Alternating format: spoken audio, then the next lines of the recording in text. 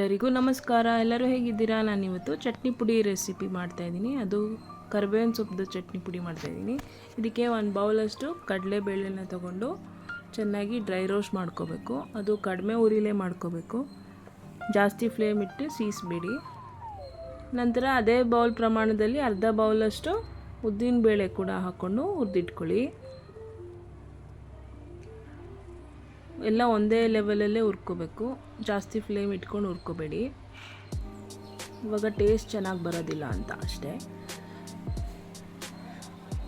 ನಾನಿಲ್ಲಿ ಉದ್ದಿನಬೇಳೆ ಬದಲು ಉದ್ದಿನ ಕಾಳು ಹಾಕ್ಕೊಂಡಿದ್ದೀನಿ.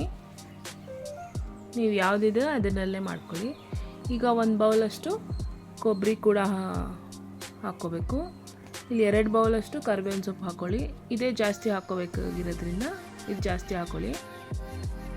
ಅದು ಸ್ವಲ್ಪ ಡ್ರೈ ರೋಸ್ಟ್ ಆದಮೇಲೆ ತೆಗೆದಿಟ್ಕೊಂಡು ಕೊಬ್ಬರಿ ಹಾಕ್ಕೊಂಡು ಸ್ವಲ್ಪ ಕಲರ್ ಚೇಂಜ್ ಆಗೋವರೆಗೂ ಹುರಿದಿಟ್ಕೊಳ್ಳಿ.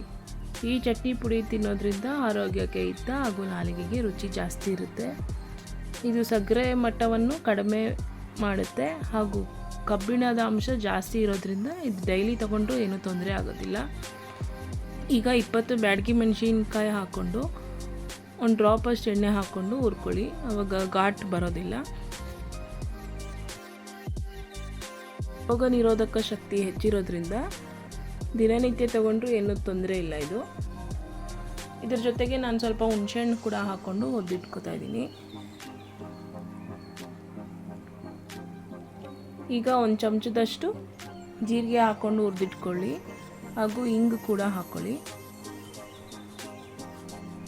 ಈಗ ಇದೆಲ್ಲ ತಣ್ಣಗಾಗೋ ಅಷ್ಟರಲ್ಲಿ ಸ್ವಲ್ಪ ಉಪ್ಪು ಹಾಗೂ ಬೆಲ್ಲನ ಕೂಡ ಸೇರಿಸ್ಕೊಂಡು ರುಬ್ಬಿಟ್ಕೊಳ್ಳಿ.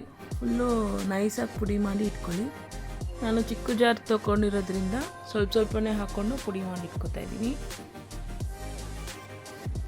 ಈಗೆಲ್ಲ ಪುಡಿ ಆಗಿದ್ಮೇಲೆ ಒಂದ್ಸಲ ಚೆನ್ನಾಗಿ ಮಿಕ್ಸ್ ಮಾಡಿ ಇಟ್ಕೊಳ್ಳಿ.